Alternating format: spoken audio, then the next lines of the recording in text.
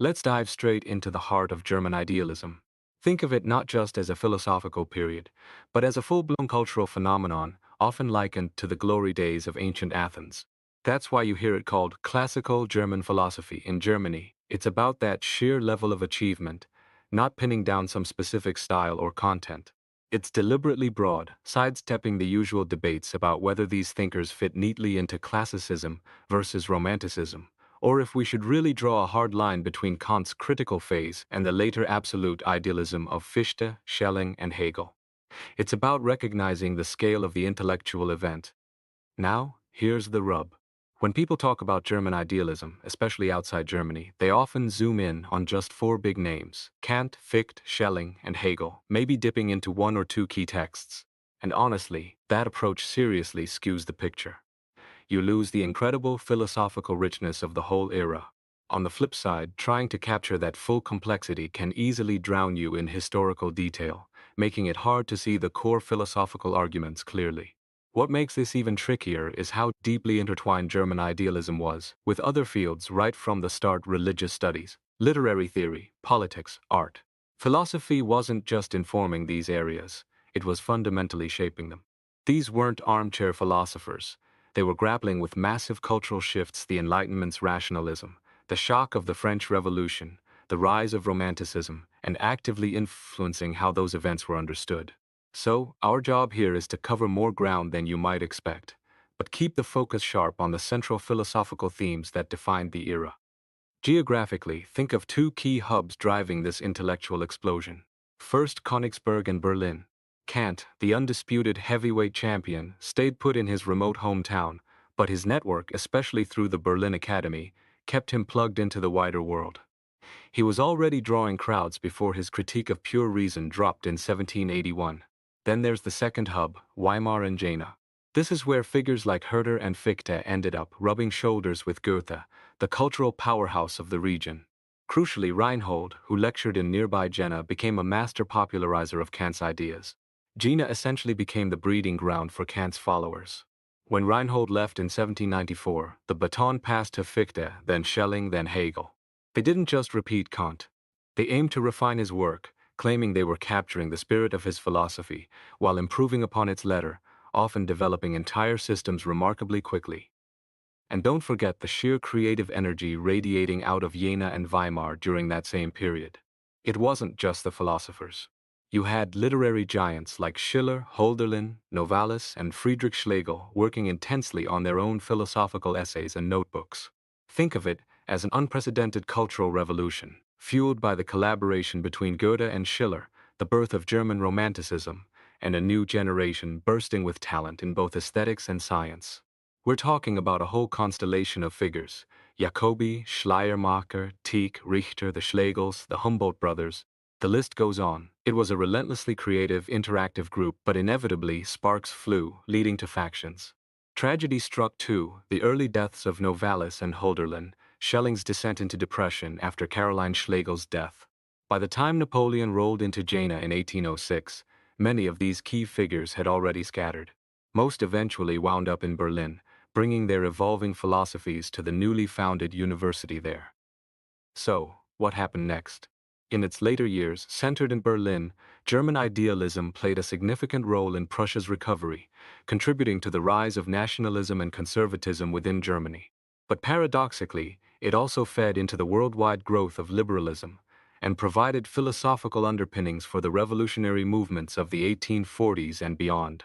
However, the mid-19th century saw a noticeable dip in its fortunes. Figures like Schopenhauer and Marx, who had been on the periphery earlier, suddenly gained huge attention because they seemed to offer an alternative to the mainstream tradition. While scholars like Dilthey started producing more accurate editions of the classical texts, it didn't really spark a revival of first-rate systematic philosophy. Kant himself remained influential, but usually in areas where he differed significantly from his successors. The tide turned again around World War I. Crises in art, theology, and politics led to renewed interest in Hegel, Schleiermacher, and Hölderlin. Even Heidegger, early on, shifted from pure logic and phenomenology towards concerns with history and spirit, echoing Hegel. After World War, thinkers like Schultz, Heinrich, Tugendhat, and Habermas managed to appreciate Heidegger while returning to the core themes of idealism.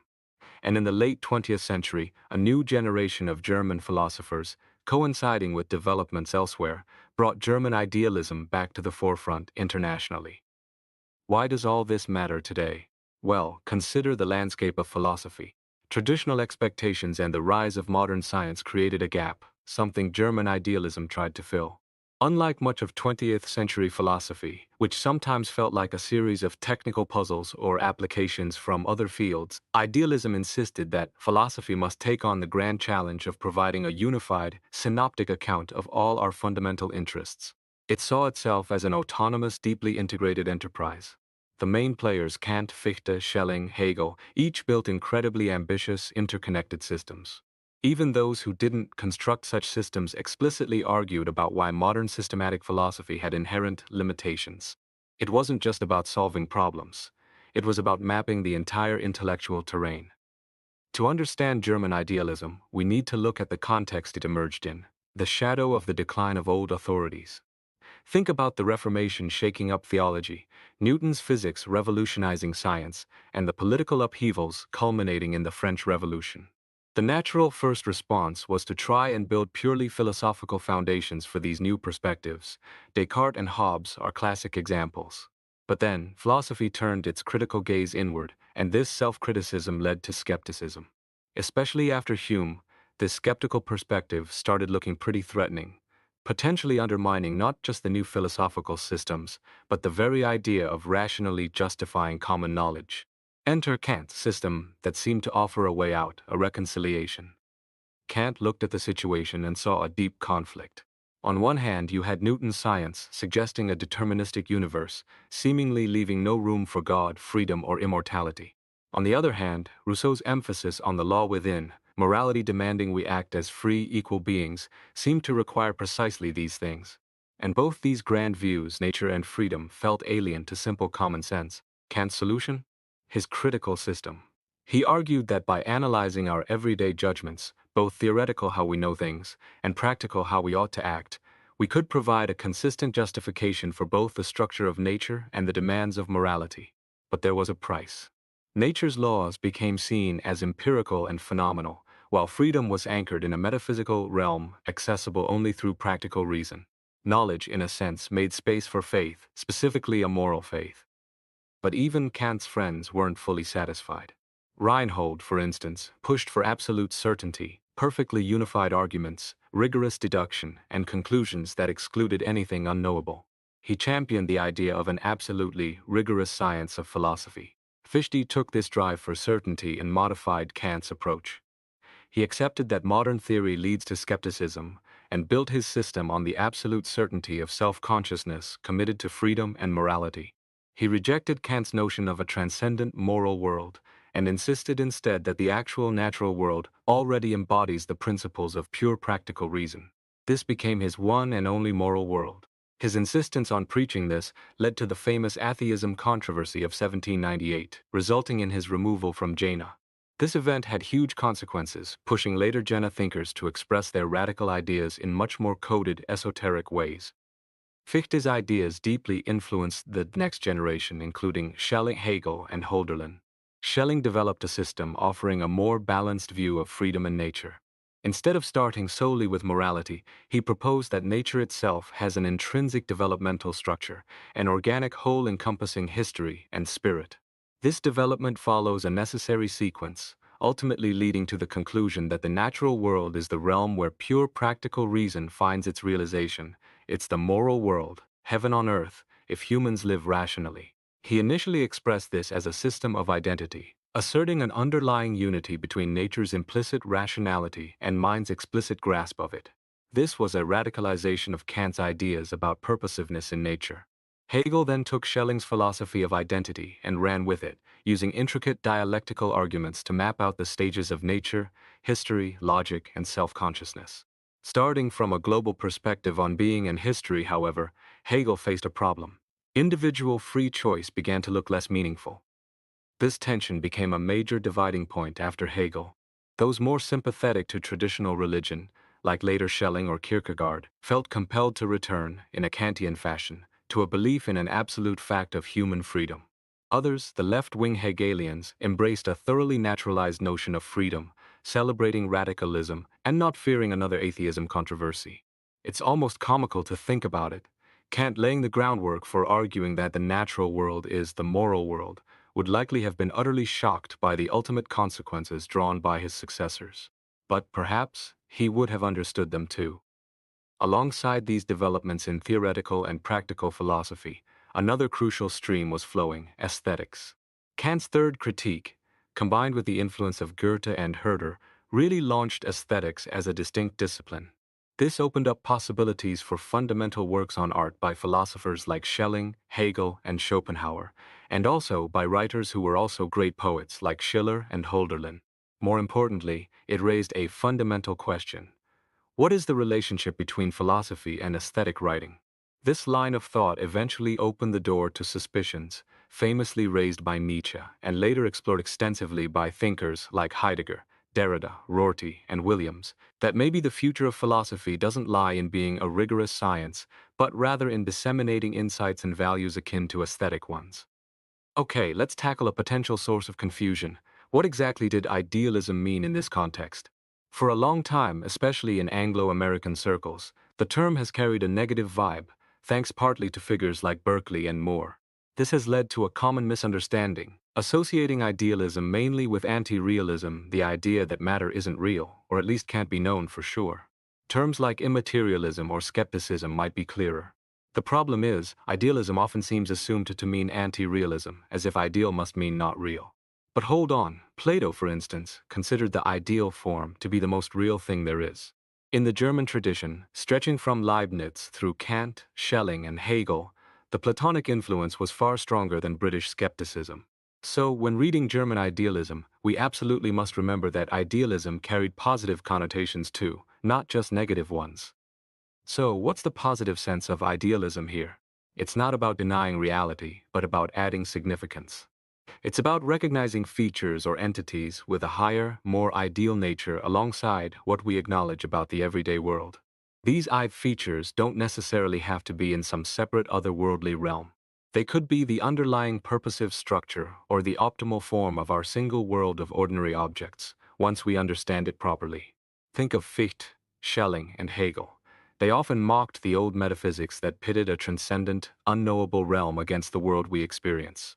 Their quest was to identify genuine ideal structures that make sense of experience, history, and nature as a coherent whole. Importantly, they resisted a simplistic, mechanical view of how we know things.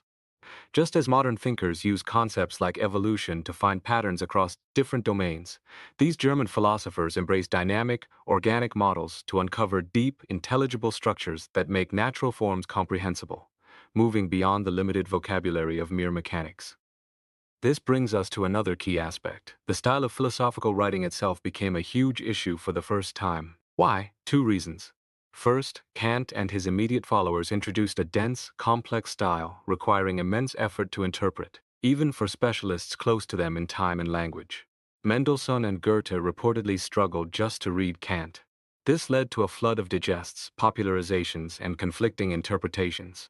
Later systems, especially those of Fichte, Schelling, and Hegel, only made things harder.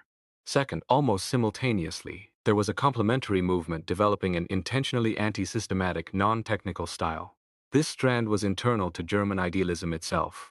It emphasized Kant's critical turn, showing the limits of knowledge, and argued for philosophy's self-limitation. How did they show this?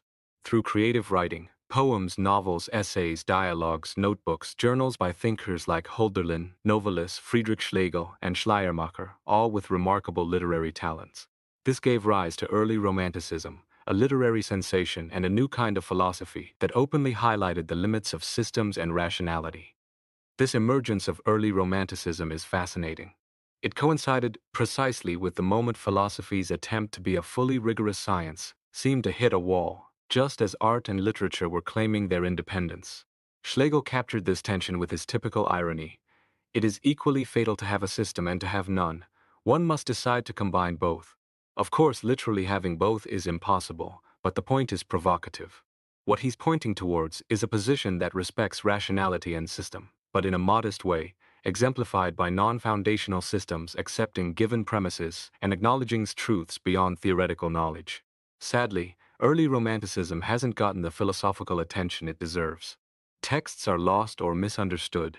Its connection to figures like Goethe and Schiller makes it seem like just literature, and there's a tendency to see it only as a precursor to the systematic thinkers. But appreciating Romanticism is crucial. It prevents us from reducing philosophy to just academic textbooks and helps us see the shared cultural vision between the systematic and anti-systematic strands. Maybe we feel closer to Hölderlin than Hegel. Recognizing this can actually deepen our appreciation of Hegel too. So, that's the overview. To dig deeper, the chapters ahead will guide us through this complex landscape. Bezer sets the stage with the Enlightenment context. Geyer and Wood unpack Kant's theoretical and practical philosophies respectively, highlighting key dualisms and value theories. Dahlstrom and Franks introduce important pre-Kantian critics and early responses. Horstmann tackles the notoriously difficult systems of Fichte and Schelling. Larmor explores the reactions of Hölderlin and Novalis, challenging the push for rational transparency. Pinkett and Pippin offer comprehensive overviews of Hegel's phenomenology and practical philosophy. Zoller discusses how later figures like Fichte, Schelling, and Schopenhauer argued for the self-limitation of idealism. Sturma examines the turn to late Romanticism. Bowie connects idealism to the arts. And finally, Amerik shows how thinkers like Feuerbach, Marx, and Kierkegaard, despite breaking from Hegel, remained closer to his dialectic and idealism than often acknowledged. Each chapter offers a window into a specific facet of this enduring intellectual phenomenon.